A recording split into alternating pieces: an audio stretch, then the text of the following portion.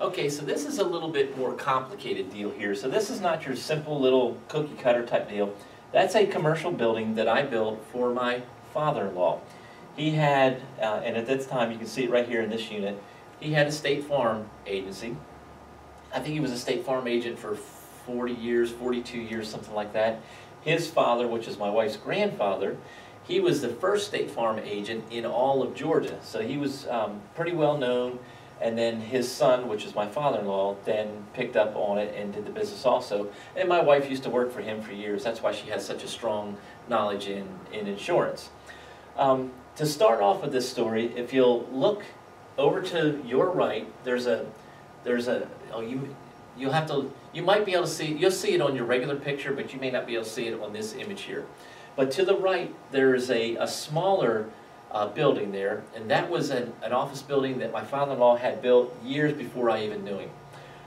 There was a parking lot in front of the building that had, I think it had 10 parking places.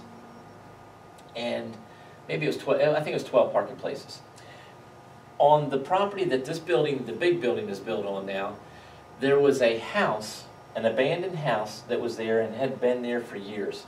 So when I met the family, he had his business in this small building to the right side. The road out front is called Stevenson Avenue, and this is in Savannah on the south side. And it was a 2-lane road. Stevenson Avenue is maybe a mile long. But Stevenson Avenue was a 2-lane road, and it was planned to expand, to enlarge. Well, it did enlarge. It widened to 5 lanes.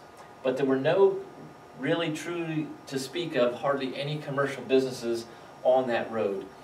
So what I suggested to my father-in-law is the house next door that was the abandoned house was, the city had taken it over because of back taxes. So I suggested that he negotiate the trade of his land for that road to be widened. This is before it got widened, by the way. It was the plans of the 5-lane road to go in, but they needed to, gobble up all the land first to be able to do it. So in that process, I suggested that he trade, instead of sell his 4 parking spots that he would be losing out front there, 2 and 2, to trade those 4 parking spots for that lot next door with that abandoned house on it. So he got one of his attorneys involved and to do all the negotiations, and that's the route that they went. So he was able to get this lot next door, which is commercial. It had to be rezoned, but it's a commercial site, a primary commercial site. So he got the lot in exchange for his 4 parking spots. So then we used the lot for collateral to go and get the construction loan to build I think it's about 3,800 square feet office building. It's got 3 units downstairs and 1 or 2 units. When you go up this door right here, you go up a staircase and you can go have the whole upstairs, or you can just rent out one side. He can rent out one side and the other side. So either way, he can set it up to, there's 5 units or 4 units in this building. So his whole plan was, one day when he retired, he wanted to be able to just have the income from the building. Well, over time of, controlling it as the landlord and all, he got tired of being the landlord, even though commercial is a lot better than residential being a landlord. But he got tired of all that. By the way, that lot was probably worth $100,000. So he traded 4 parking spaces for a $100,000 lot, and he was able to sell his old office building for twice what he paid for it years before. So now we're back to this building here with the new building. So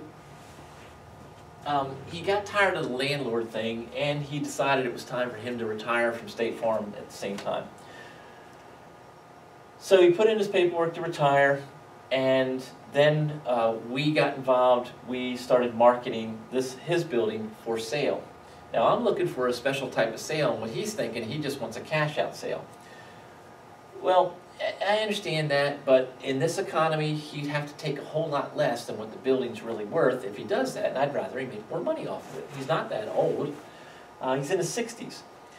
So I said, let's go after, you know, different types of end buyers, and let's see what we can find out there. So lo and behold, we found another State Farm agent who was in the local area, who was a newer agent than what my father-in-law was, and so he's got 20 or 30 years left of doing State Farm until he gets to the point where he wants to retire. So he wanted to get the office where there's already an established customer base that's been coming there for decades, and then have the office building pay for the expense of him having his office. So the income from the building pays what it costs him to have that office. It pays for the cost of the building, so then he literally has a free office space. So he bought it seller financing from my father-in-law. He paid him a very nice down payment, and he pays him a nice monthly payment, which is covered by the rent that comes in anyway on the property. And then shortly down the road, he'll go after his own financing to borrow at least enough to pay off the small debt that's still in place on that property, and then to give my father-in-law some more money on top of that. And then after all that, then my father-in-law will take back a second mortgage for the balance of what is owed to him on this building. So he's made a tremendous amount of money. He's still receiving monthly income off of it, and he's not responsible to be the landlord anymore. No maintenance, no upkeep, no principal, interest, taxes, or insurance responsibility at all, and he's receiving tons of money off of it in different increments in addition to that. So it's a pretty cool deal. Everything worked out really well, and the 5 lanes is there now, just like it was promised to be, and that commercial building right there. Matter of fact, to the left of it, to the other side of it, there's it's about a 4 or 5 story building, which is unusual in that part of Savannah, but it's a Wells Fargo and a couple other things in that building, so it's right next door. I mean, you can throw a rock from this building and just about hit that building. If you throw a rock twice, you definitely hit the building. Okay, so there's a little bit of a commercial deal. A little more complicated. This is not your typical stuff. This is the kind of stuff that I teach in great detail in my advanced training, my advanced real estate training. I don't allow anybody to take my advanced boot camps until they can prove to me that they can do this business at the basic level. Once they can prove to me they can do it at the basic level, then they're more than welcome. I'm happy to allow them to take their advanced.